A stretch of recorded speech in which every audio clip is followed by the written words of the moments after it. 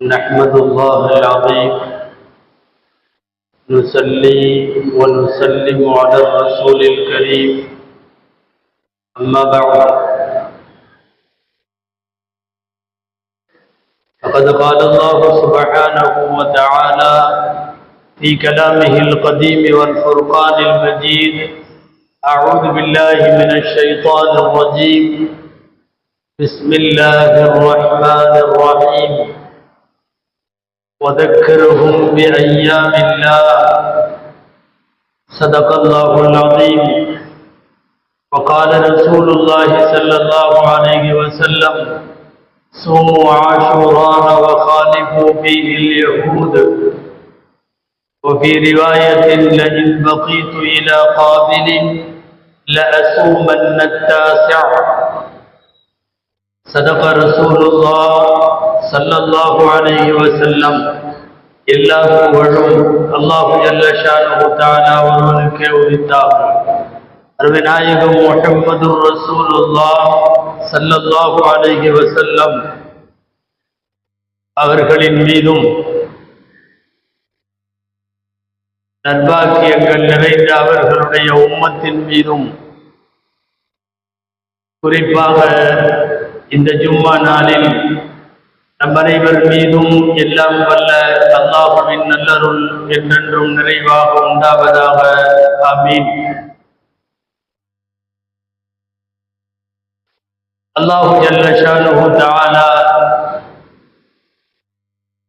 தனது அருள்மறை அல் குர்ஆனில் அல்லாஹ்வுடைய நாட்களை நினைவூட்டுங்கள் என்று சொல்லுகிறான்.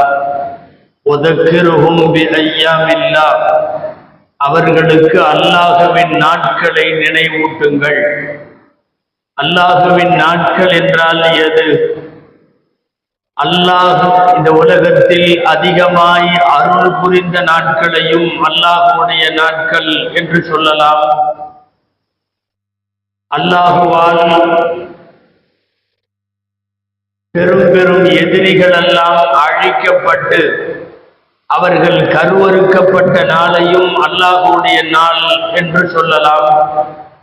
எனவே இந்த உலக வரலாற்றிலே நடந்த மிக அதிகமாக நன்மைகள் அடைந்த நாளையும் எடுத்து சொல்லுங்கள், மிக அதிகமாக தீமைகள் நடந்த நாளையும் நீங்கள் எடுத்து சொல்லுங்கள். அல்லாஹ்வுடைய நாட்களை நினைவு கூறுவது அடுத்தடுத்த நாட்களில் நம்மை புனரமைத்துக் கொள்ள, நம்மை செம்மைப்படுத்திக் கொள்ள அது உதவும் என்பது இந்த ஆயத்தில் விளங்குகிற கருத்து. அல்லாஹ் அருள் புரிந்த பாக்கியத்திற்குரிய நாட்களில் நாம் எல்லாம் அறிந்திருப்போம். 10 நாட்களாய் ஒரு 3 முத்தான 10 நாட்கள் உண்டு. ரமலானுடைய கடைசி 10 நாட்கள், இதோ இந்த முஹர்ரத்தில் இப்போது நாம் வீற்றிருக்கிற முஹர்ரமின் 10 நாட்கள், வருஷத்தின் கடைசி மாதமான துல்ஹஜ்ஜினுடைய 10 நாட்கள். இந்த 10 நாட்களுமே பெரும்பாக்கியத்திற்குரியவை. ரமலானுடைய இறுதி 10 லைலத்துல் கத்ரின் மூலம், முஹர்ரமில் இந்த 10 ஆஷூரா என்று நாம் அடுத்து எதிர்நோக்க இருக்கிற நாளின் மூலம், துல்ஹஜ்ஜில் தியாக திருநாள் ஈதுல் அத்ஹா என்கிற திருநாளின் மூலம் 10 நாட்களையும் அல்லாஹ் மேம்படுத்தி வைத்தான். அல்லாஹ்வுடைய நாட்களை நினைவு கூறுங்கள் என்கிற போது இந்த முத்தான 10 நாட்கள் மிக முக்கியமானவையாக கருதப்படுகின்றன. அதில் நாம் இப்போது வீற்றிருக்கிற முஹர்ரம் மாதத்தினுடைய முதல் 10 நாள், இந்த வாரம், நாம் இந்த வாரத்தில் இன்னும் ஒரு 2-3 நாட்களில் ஆஷூரா நாளை அடைய இருக்கிறோம். உலக வரலாற்றில் மிக பெரும் தாக்கங்களும் அல்லாஹ்வுடைய அருள்களும் எதிரிகளின் துவம்சமும் இவைகளெல்லாம், இந்த நிகழ்வுகள் எல்லாம் நடைபெற்ற வரலாற்றினுடைய மிக பிரம்மாண்டமான நாளாக ஆஷூரா நாள் கருதப்படுகிறது. இந்த மாதம் முஹர்ரம் மாதம். இதற்கு அல்லாஹ்வுடைய மாதம் என்று பெயர் வைத்தார்கள் பெருமானார் ஸல்லல்லாஹு அலைஹி வஸல்லம். ஷஹ்ருல்லாஹில் முஹர்ரம், முஹர்ரம் அல்லாஹ்வுடைய மாதம். இந்த மாதத்தில் நாம் நின்று நினைவு கூறத்தக்க மிகப்பெரிய நிகழ்வுகளாக இந்த உலக வரலாற்றில் 2 நிகழ்வை சொல்லலாம். ஒன்று, சில ஆயிரம் ஆண்டுகளுக்கு முன்னாலே ஹஜ்ரத் மூசா அலைஹிஸ்ஸலாமோடு மல்லு கட்டிய கொடுங்கோல் ஆட்சி புரிந்த சர்வாதிகாரியான ஃபிரௌன் அழிந்து போனது முஹர்ரம் 10. அந்த அடிப்படையில் வரலாற்றில் இந்த நாள் நீக்கமறு நிறைந்திருக்கிற நாள். மறுபக்கம் இந்த உம்மத்தில் மிகப்பெரிய துக்க நிகழ்வாக கருதப்படுவது பெருமானார் ஸல்லல்லாஹு அலைஹி வஸல்லத்தினுடைய திருப்பேரர் இமாம் ஹுசைன் ரலியல்லாஹு அன்ஹு அவர்கள் கோரமான முறையிலே கர்பலா போரில் அவர்கள் கொல்லப்பட்ட நாளும் இந்த ஆஷூரா நாள். இந்த 2ம் இதே மாதத்தில், அதுவும் இந்த வாரத்தில் நடைபெற்றது. ஆனால் ஆஷூரா என்கிற நாள் அது ஆதம் அலைஹிஸ்ஸலாம் காலத்திலிருந்து புனிதம் பெற்றது. வரக்கூடிய புதன்கிழமை இந்த ஆஷூரா நாள் எல்லா நபிமார்களின் காலத்திலேயும் அது போற்றுதலுக்குரிய நாள். ஆஷூரா நாளில் நாம் மட்டுமல்ல, முந்தைய ஷரியத்திலே உள்ளவர்கள் எல்லாம் நோன்பு வைத்தார்கள். ரமலான் கடமையாகுவதற்கு முன்னால் இந்த உம்மத்திற்கு கூட ஆண்டிலே ஒரு நாள் ஆஷூரா மட்டும் ஃபர்லாக இருந்தது. அதற்கு பிறகுதான் ரமலான் கடமையாக்கப்பட்டதற்கு பிறகு அது இன்றளவும் சுன்னத்தாய் உபரி வணக்கமாய் நீடிக்கிறது. ரமலானுக்கு முன்பு, கடமையாகுவதற்கு முன்பு ஆஷூரா தான் ஆண்டனுடைய பிரதான நாள். சரி, இப்படி பல்வேறு நிகழ்வுகள் நடைபெற்றிருக்கிற போது ஆஷூரா நமக்கு துக்க நாளா இல்ல சந்தோஷமான நாளா? ஏராளமான எதிரிகள் அழிக்கப்பட்டார்கள் என்ற வரலாற்றை படித்து பார்க்கிற போது முஸ்லிம் உம்மத்திற்கு அது சந்தோஷமான நாளாக இருக்க வேண்டும்.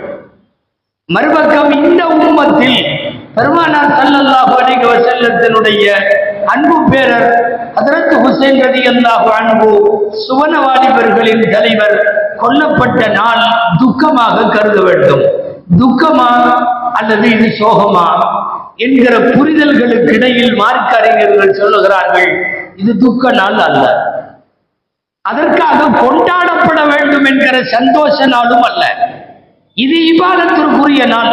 அந்த நாளிலே நோன்பு நோட்கலாம், அந்த நாளில் ஏழைகளுக்கு உதவி புரியலாம், அந்த நாளில் அல்லாஹ்விடத்தில் பிரார்த்தனைகள் புரியலாம், அந்த நாளில் தன் குடும்பத்தினருக்கு விசாலமாக செலவு செய்யலாம். அவ்வளவுதான். இதை தாண்டி ஆஷூரா கொண்டாட்டத்திற்குரிய நாள் அல்ல. அதே சமயம் இங்கே சில ஷியாக்கள் செய்வது போல இது துக்க நாளாக உடலிலும் மாறிலும் கன்னத்திலும் அறைந்து கொள்ளக்கூடிய நாளும் அல்ல. ஆஷூரா என்று சொன்னவுடன் அது ஹுசைன் ரலியல்லாஹு அன்ஹு கொல்லப்பட்ட நாள். எனவே அந்த நாள், அந்த மாதம் எல்லாம் சோகமானது என்பதை போல ஒரு கருப்பு ஆடை உடுத்திக் கொண்டு இதை சோகத்தினுடைய ஒரு நிறம் கொடுக்க முயற்சிப்பது தவறான. மார்க்க அறிஞர்களின் பார்வையில் அது நம்முடைய கொள்கை கோட்பாடுகளுக்கு எதிரானது. அப்படி ஒரு சோக நாளாக முஹர்ரமை, ஆஷூராவை கொண்டாட வேண்டிய அவசியம் இல்லை. ஹஜ்ரத் ஹுசைன் ரலியல்லாஹு அன்ஹு கொல்லப்படுவதற்கு பல்லாயிரம் ஆண்டுகளுக்கு முன்னாலே ஆஷூரா இருந்தது. ஆஷூரா புனித நாளாக இருந்தது.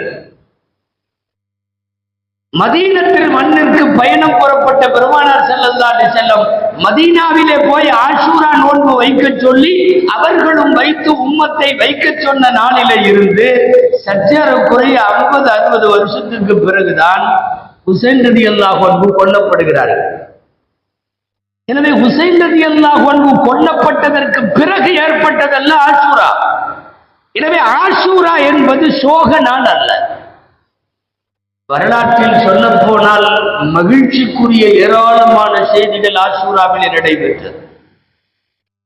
நாம் அறிந்திருக்கலாம், ஹஜ்ரத் ஆதம் அலைஹிஸ்ஸலாமை அல்லாஹ் படைத்தது ஆஷூரா என்று வருகிறது. அவர்களின் தௌபா ஒப்புக்கொள்ளப்பட்டது ஆஷூரா என்று வருகிறது. வெள்ளப்பிரளயத்திலே இருந்து நூஹ் அலைஹிஸ்ஸலாமையும் அவர்களோடு விசுவாசம் கொண்டவர்களையும் அல்லாஹ் ஒரு பெருவெள்ளத்திலே இருந்து கப்பலிலே காப்பாற்றியது ஆஷூராவுடைய நாள் என்று வருகிறது.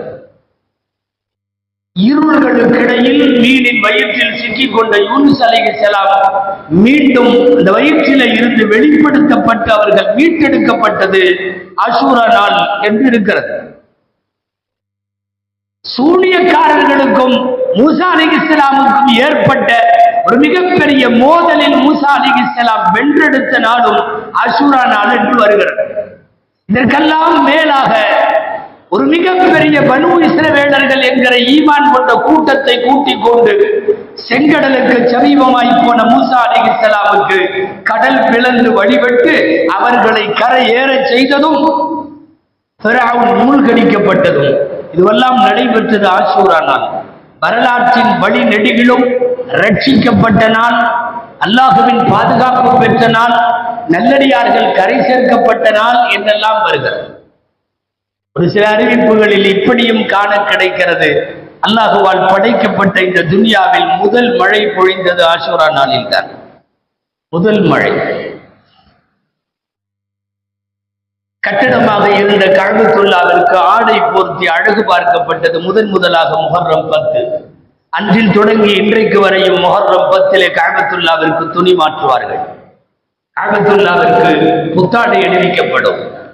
இது எல்லாமே முஹர்ரம் 10 ஆஷூரா நாளில் கடந்த காலங்களில் நடந்தவை, இப்போதும் நடப்பவை, இனி கியாமத்து வரைக்கும் ஆஷூரா இப்படிப்பட்ட புனிதங்களை தாங்கிய நாள்.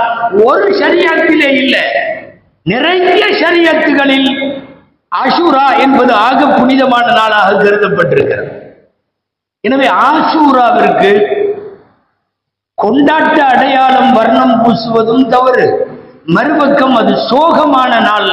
ஹுசைன் ரலியல்லாஹு அன்ஹு கொல்லப்பட்டார்கள், எனவே அதை சோகமாக அனுஷ்டிக்க வேண்டும் என்கிற சிலரது அணுகுமுறையும் தவறானது. உண்மைதான், ஹஜ்ரத் ஹுசைன் ரலியல்லாஹு தஆலா அன்ஹு அவர்கள் பக்தாத் அருகே இருக்கிற கர்பலா மைதானத்தில் அவர்கள் கொல்லப்படுகிறார்கள்.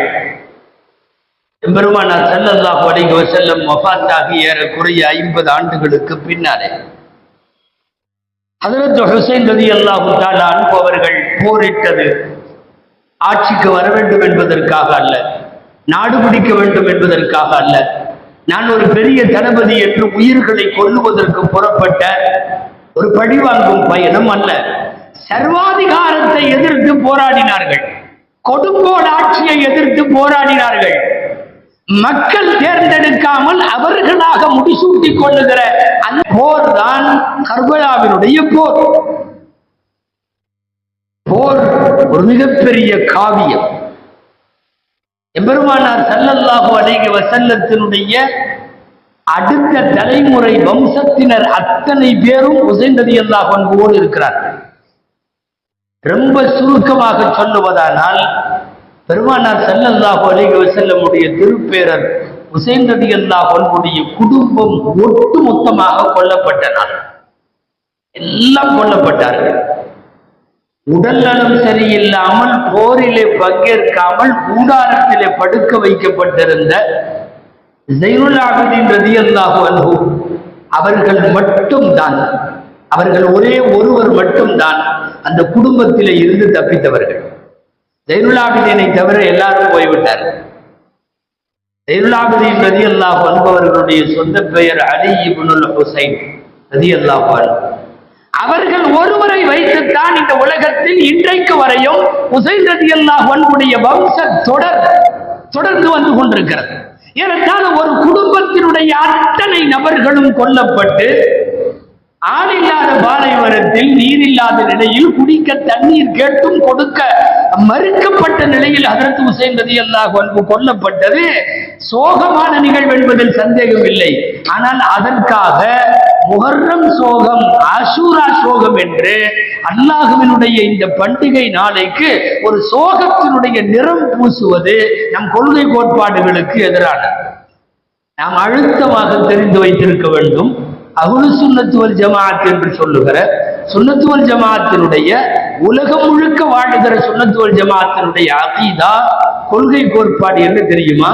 ஹுசைன் ரலியல்லாஹு அன்ஹுவை யாரெல்லாம் கொன்றார்களோ அவர்கள் மீது அல்லாஹ்வின் சாபம் உண்டாகட்டும்.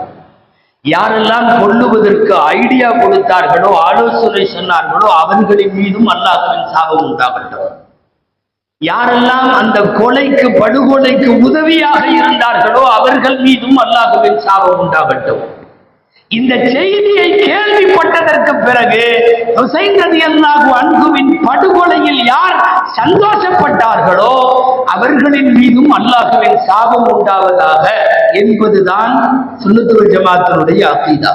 அது வரலாற்றில் மறக்க முடியாத ஒரு சோகமான நாள் என்பதில் சந்தேகமில்லை. ஆனால் மறுபக்கம் அதே சுன்னத் வல் ஜமாஅத்தினுடைய கொள்கை கோட்பாடு, ஆஷூரா இதனால் சோக நாள் அல்ல, முஹர்ரம் மாதம் இதனால் சோக மாதம் அல்ல. நமக்கு தெரியும், எந்த ஒரு மரணத்திற்கும் 3 நாளைக்கு மேல் துக்கம் அனுஷ்டிக்க மார்க்கத்தில் அனுமதி இல்லை.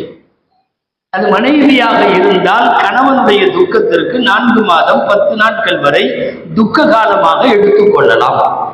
இதை தவிர உலகத்தில் யார் இறந்தாலும் 3 நாளைக்கு மேல் துக்கம் அனுஷ்டிப்பதற்கு மார்க்கம் அனுமதி தரவில்லை. அதிலும் அந்த துக்கத்தில் வரம்பு மீறுகிற ஒப்பாரியும், வரம்பு மீறுகிற முகத்திலும் மார்பிலும் அடித்துக் கொண்டு அழுவது என்பது சுத்தமாகவே இஸ்லாமிய கலாச்சாரமும் அல்ல. அது இஸ்லாத்தினுடைய சாயம் கூட அதன் மீது பட முடியாது. இன்றைக்கு முஹர்ரம் 10 என்று வந்துவிட்டால், முஹர்ரம் 10 அல்ல, சற்றேறக்குறைய 10 முடிவடைகிற முந்தைய 40 நாட்கள் சோக நாளாக கருதுகிறார்கள் ஷியா சமுதாயத்தை சார்ந்தவர்கள்.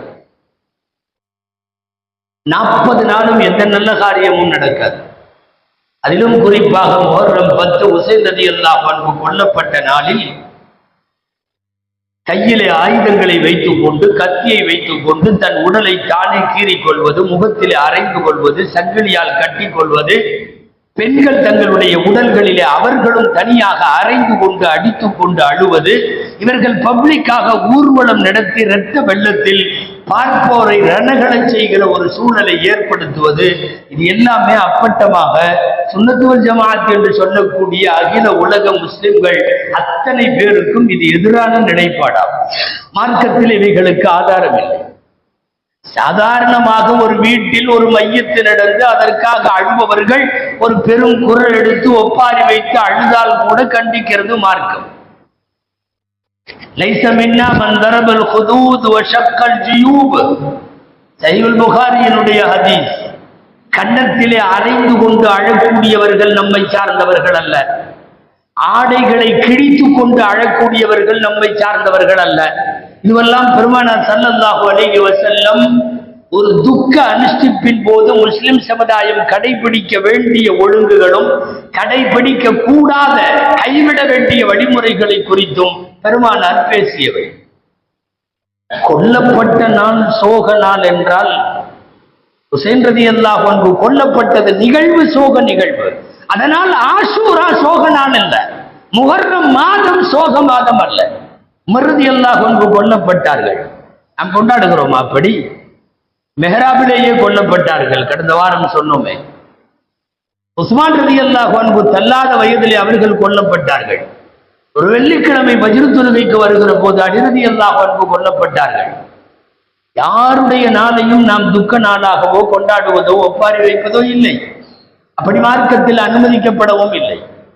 63 ஆண்டு கால பெருமானாருடைய வரலாற்றில் 63 வருஷத்திலேயும் சேர்த்து நடைபெற்ற ஒரு கோரமான படுகொலை என்று சொன்னால் உஹதிலே கொல்லப்பட்ட ஹம்ஸா ரலியல்லாஹு அன்ஹுவினுடைய படுகொலையை சொல்ல வேண்டும்.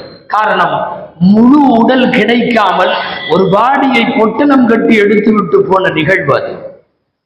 பெருமானார் ஸல்லல்லாஹு அலைஹி வஸல்லமை அடுத்த அடி எடுத்து வைக்க விடாமல் அவர்களை துவளச் செய்த ஒரு மாபெரும் படுகொலை.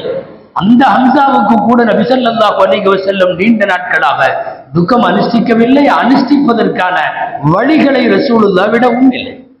எனவே முஹர்ரம் மாதத்தையே அல்லது ஆஷூரா நாளையே சோக நிறம் பூசுவது என்பது நம்முடைய சுன்னத் வல் ஜமாஅத்திற்கு எதிரான. இதில் இன்னும் பல கொடுமைகள்.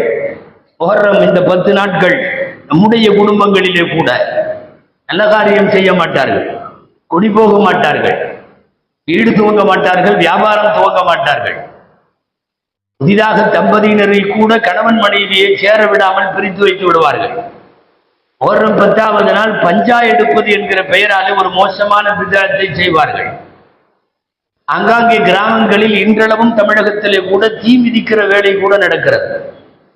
பஞ்சா எடுப்பது, தீ மிதிப்பது, கணவன் மனைவியை பிரித்து வைப்பது, இது எல்லாமே இங்கே ஒரு காலத்தில் நம்மோடு கொஞ்சம் ஒட்டி இருந்த ஷியாக்களினுடைய சில பழக்க வழக்கங்களினுடைய தொற்று இன்றைக்கும் சுன்னத்துல் வல் ஜமாஅத்தினரிடமும் இருக்கிறது. இது எதற்குமே மார்க்கத்தில் அனுமதி இல்லை. தீ மிதிப்பது என்பதெல்லாம், கடவுளுக்காக தன்னை தீயில கால் மிதித்து புண்ணாக்கி கொள்வது என்பதெல்லாம் பல்வேறு சமயங்களினுடைய வேற்று மதத்தினுடைய கலாச்சாரம், வழிபாடு. அடுத்த மதத்தின் கலாச்சாரத்தை தனதாக்கி கொள்ளுபவன் அதை சார்ந்தவன் என்கிறார்கள் நபி ஸல்லல்லாஹு அலைஹி வஸல்லம். உங்களுக்கு தெரியும், பாங்கு சொல்லுவது என்கிற முறை வருவதற்கு முன்னால் தொழுகைக்கு கூப்பிட என்ன செய்யலாம் என்று ஆலோசிக்கப்பட்ட போது மணி அடிக்கலாம் என்றார்கள் சில பேர், அந்த நேரம் மட்டும் நெருப்பு மூட்டலாம் என்றார்கள் சில பேர், சங்கு ஊதலாம் என்று சொன்னார்கள் சில பேர். ஆலோசனையில் பெருமானார் ஸல்லல்லாஹு அலைஹி வஸல்லம் சொன்னது என்ன தெரியுமா? அவைகளெல்லாம் யகூதிகளின் வேலை. சங்கு ஊதுதல், மணியடித்தல் நசாராக்களினுடைய பண்பாடு, நெருப்பு மூட்டி அடையாளப்படுத்துதல் மஜூசிகளினுடைய பழக்கம். இது எந்த சாயலும் நமக்கு இருக்கக்கூடாது. எனவே தொழுகை நேரம் வந்துவிட்டது என்று தெரியப்படுத்த அதற்கு பிறகுதான் அல்லாஹுவால் காட்டி கொடுக்கப்பட்டு கனவின் மூலம் சொல்லிக் கொடுக்கப்பட்டு அதான் என்கிற பாங்கொலி இன்றைக்கும் உலகம் முழுக்க பாங்கு சொல்லப்படுகிறது. அந்த ஆலோசனையை நினைத்து பார்க்கிறோம். அடுத்த மதத்தவர்களினுடைய செயல்பாடுகள் வழிபாட்டு ரீதியாக வணக்க வழிபாடுகளுக்குள் நம்மிடையே வர வேண்டாம் என்பதுதான் அதிலே ஆழமாக நாம் உள்வாங்க வேண்டிய கருத்து. அப்படி இருக்கிற போது பஞ்சா எடுப்பது என்பதோ அல்லது தீ மிதிப்பது என்பதோ, அந்த ஆஷூரா நாளைக்கென்று சோக அடையாளங்களை பூசிக்கொள்வது என்பதோ, இவைகளெல்லாம் மார்க்கத்திற்கு அப்பாற்பட்டது. முதல்ல கருப்பு ஆடை என்கிற கான்செப்டே தவறு. முஹர்ரம் வந்துவிட்டால் முஹர்ரமுடைய 10 நாட்கள், ஏன் அவர்களெல்லாம் 40 நாட்கள் ஷியாக்களை பார்க்கிறோம் கருப்பு ஆடைகளை அணிந்து கொள்வார்கள். 40வது நாள் தான் கருப்பு ஆடைகளை களைவார்கள். முதல்ல இஸ்லாமிய பார்வையில கருப்பு ஆடைங்கிறது சோக அடையாளமே அல்ல. இந்த நாட்டில் வேணா யாராவது இறந்த உடனே கருப்பு சட்டை போட்டுக்குவாங்க, ஏதாவது கண்டன ஆர்ப்பாட்டம்னா கருப்பு சட்டை போட்டுக்குவாங்க, சோகமா இருக்கிறப்பெல்லாம் போட்டுக்குவாங்க. இஸ்லாத்தினுடைய ஷரியத்தின் பார்வையில கருப்பு என்பது சோக அடையாளமாக எங்கும் சொல்லப்படவில்லை. கொஞ்சம் மிகைப்படுத்தி சொல்லல, கொஞ்சம் மாற்றமா வேணா சொல்லலாம். சில சந்தோஷமான தருணங்களில் ரசூலுல்லாஹ் கருப்பு ஆடை அணிந்திருக்கிறார். ஹிஜ்ரி 8 மக்கா வெற்றி கொள்ளப்பட்ட ஒரு மாபெரிய வெற்றிக்குரிய நாள். அந்த நாள்ல எப்போதும் முன்னெப்போதும் இல்லாத, அன்றைக்கு மட்டும் வித்தியாசமாய் பெருமானார் ஸல்லல்லாஹு அலைஹி வஸல்லம் கருப்பு தலைப்பாகை அணிந்து கொண்டு மக்காவுக்குள்ளே நுழைந்தார்கள் என்று வருகிறது. 8 வருஷ காலமாக போராடி போராடி சொந்த மண்ணில், தாய் மண்ணில் கால் வைத்து அந்த மண்ணை மீட்டெடுத்து மீண்டும் மக்காவிற்குள்ளே ஒரு ஆளுமையாக உள்ளே நுழைகிற மகிழ்ச்சிக்குரிய தருணத்தில் கருப்பு ஆடைகளை அணிந்திருக்கிறார்கள் என்பது, இந்த மார்க்கத்தில் கருப்பு என்பது சோக அடையாளம் அல்ல என்பதை நமக்கு தெளிவாக சொல்லித் தருகிறது. அந்த அடிப்படையில் இவைகள் எல்லாமே இன்றைக்கு ஆஷூராவிற்கு சோக நிறம் பூசுகிறார்கள், ஒரு துக்கத்தினுடைய வர்ணத்தை தெரிவிக்கிறார்கள். ஆஷூரா அப்படிப்பட்ட நாள் அல்ல. வழிநெடுக ஆஷூராவிலே நடைபெற்ற, ஆதம் அலைஹிஸ்ஸலாம் காலத்திலிருந்து நடைபெற்ற வரலாறுகள் எல்லாம் முஸ்லிம் உம்மத்திற்கு மிகப்பெரிய மகிழ்ச்சியை தந்த நாட்களாக இருந்திருக்கிறது. ஆனால் அதற்காக மறுபக்கம் ஹுசைன் ரலியல்லாஹு அன்ஹுவின் கொலையை எந்த சுன்னத்து வல் ஜமாஅத்தும் நியாயப்படுத்தார். நான் ஆரம்பத்தில் சொன்னது போல் லஅனத்துல்லாஹி அலா மன் கத்தலஹு வ அஷாரஹு வ ஆனஹு வ மன் ஃபரிஹ பிகத்லிஹி, கொன்றவர்கள், உதவியவர்கள், ஆலோசனை கொடுத்தவர்கள், அந்த செய்தியிலே மகிழ்ந்தவர்கள் அத்தனை பேர் மீதும் அல்லாஹ்வின் சாபம் உண்டாகட்டும் என்பதுதான் சுன்னத்துல் வல் ஜமாஅத்தினுடைய நிலைப்பாடு. சரி, ஆஷூரா நாளை நோன்பு வைத்து நன்றி செலுத்துகிற நாளாக கொண்டாடுவதற்கு காரணம் ஒன்றுதான். இந்த உலகத்தில் தன்னை கடவுள் என்று சொன்ன மிகப்பெரிய கொடுங்கோலனாக இருந்த ஃபிரௌன் அழிக்கப்பட்டார். சற்றேறக்குறைய 3500 வருஷத்திற்கு முன்னால் 6 லட்சம் பேரோடு களமிறங்குகிறார்கள் மூசா அலைஹிஸ்ஸலாம். எதிரிலே கடல், பின்னாலே வந்த மூசாவை நம்பி வந்தவர்களும் சொன்னார்கள், காலா சஹாபு மூசா இன்னா லமுத்ரகூன், நாமெல்லாம் மூழ்கிடுவோம். மூசா அலைஹிஸ்ஸலாம் இறை நம்பிக்கையிலும் உறுதியிலும் தளராமல் உறுதியோடு சொன்னார்கள், கல்லா இன்ன மஅய ரப்பி சயஹ்தி, மூழ்கி போவோம் என்று சொல்லாதீர்கள். கல்லா இன்ன மஅய ரப்பி சயஹ்தி, என்னோடு என் ரப் இருக்கிறான், அவன் வழிகாட்டுவான் என்கிற போது கடல் பிளந்து வழிவிட்டு ஒரு மாபெரிய சர்வாதிகாரி உள்ளுக்குள்ளே நுழைந்த நாள். எனவே ஆஷூராவை ஒரு மிகப்பெரிய வரலாற்று நிகழ்வை கொண்டாடுகிற வகையில் நாம் அன்றைக்கு நோன்பு நோக்கிறோம், நன்றி செலுத்துகிறோம். இந்த ஆண்டினுடைய முதல் மாதத்தினுடைய 10வது நாளை பாக்கியத்திற்கும் பரக்கத்திற்கும் உரிய நாளாக கருதுகிறோம். எம்பெருமானார் ஸல்லல்லாஹு அலைஹி வஸல்லமுடைய வார்த்தை, அஃதலு ஸியாமி பஅத ஷஹ்ரில்லாஹி பஅத ரமலான் ஷஹ்ருல்லாஹில் முஹர்ரம், ஸியாமு ஷஹ்ரில்லாஹில் முஹர்ரம், ரம்ஜானுக்கு பிறகு ஆகச் சிறந்த நோன்பு என்பது ஆஷூராவுடைய நோன்பு. ஷஹ்ரில்லாஹில் முஹர்ரம், ரம்ஜானுக்கு பிறகு ஆகச் சிறந்த நோன்பு என்பது ஆஷூராவுடைய நோன்பு, முஹர்ரம் மாதத்தினுடைய நோன்பு. அஃதலு ஸலாத்தி பஅதல் ஃபரீலத்தி ஸலாத்துல் லைல், உலகத்திலே ஃபர்லான தொழுகைக்கு பின்னால் ஆகச் சிறந்த தொழுகை தஹஜ்ஜுடைய தொழுகை. இந்த 2 வரியும் நபி ஸல்லல்லாஹு அலைஹி வஸல்லம் சொல்லித் தந்த வார்த்தை. அந்த அடிப்படையில் மதீனாவிலே நோன்பு வைத்த யூதர்களை பார்த்து ஏன் வைக்கிறீர்கள் என்று கேட்க, அல்லாஹ் மூசாவையும் இஸ்ரவேலர்களையும் காப்பாற்றிய நாள் என்று அவர்கள் சொல்ல, நாங்கள் அதற்கு மிக தகுதியானவர்கள் என்று சொல்லிவிட்டு அப்போதுதான் ஸல்லல்லாஹு அலைஹி வஸல்லம் முஸ்லிம்களுக்கு உத்தரவிட்டார்கள், சூமு ஆஷூரா வகாலிபு ஃபீஹில் யஹூத், நீங்களும் ஆஷூராவிலே நோன்பு வையுங்கள், யகூதிகளுக்கு கொஞ்சம் மாறு செய்யுங்கள். எப்படி மாறு செய்வது? அவர்கள் 10 நோன்பு வைக்கிறார்கள், நீங்கள் 9, 10 வையுங்கள். அடுத்த ஆண்டு நான் உயிரோடு இருந்தால் நானும் 9வது நாளும் சேர்த்து நோன்பு வைப்பேன் என்று சொன்னார்கள் பெருமானார் ஸல்லல்லாஹு அலைஹி வஸல்லம். அடுத்த ஆண்டு அவர்கள் உயிரோடு இருக்கவில்லை. அப்போ பிறை 9, 10 ரமலானுக்கு அடுத்தபடியாக ஆகச் சிறந்த நோன்பு. ஒரு ஆண்டுக்கான பாவங்கள் மன்னிக்கப்படுவதற்கு நாயகத்தால் உத்தரவாதம் தரப்பட்ட நோன்பு இன்ஷா அல்லாஹ் வரக்கூடிய செவ்வாய்க்கிழமையும் புதன்கிழமையும். ஒருவேளை செவ்வாய் வைக்க தவறினால் புதனும் வியாழனும், ஆக பிறை 9, 10 அல்லது 10, 11 ஆஷூரா நாள் வரக்கூடிய புதன்கிழமை இந்த நோன்பு வைப்பது அண்ணல் ஸல்லல்லாஹு அலைஹி வஸல்லம் அவர்களால் வலியுறுத்தப்பட்ட சுன்னத்தாகும். அல்லாஹ் ஜல்ல ஷானுஹு தஆலா பிறந்திருக்கிற புதிய முஹர்ரம் இஸ்லாமிய புத்தாண்டு 1446 ஒட்டுமொத்தமாக உலகத்தில் வாழ்கிற எல்லா முஸ்லிம்களுக்கும் அமைதியையும் சுபிட்சத்தையும் ஆபியத்தையும் பரக்கத்தையும் தரக்கூடிய சீர்மிகுந்த மாதமாய் செம்மையான ஆண்டாய் அல்லாஹ் இந்த ஆண்டை ஆக்கி அருள்வானாக. ஆமீன். வஆகிரு தஅவானா அல்ஹம்துலில்லாஹி ரப்பில் ஆலமீன்.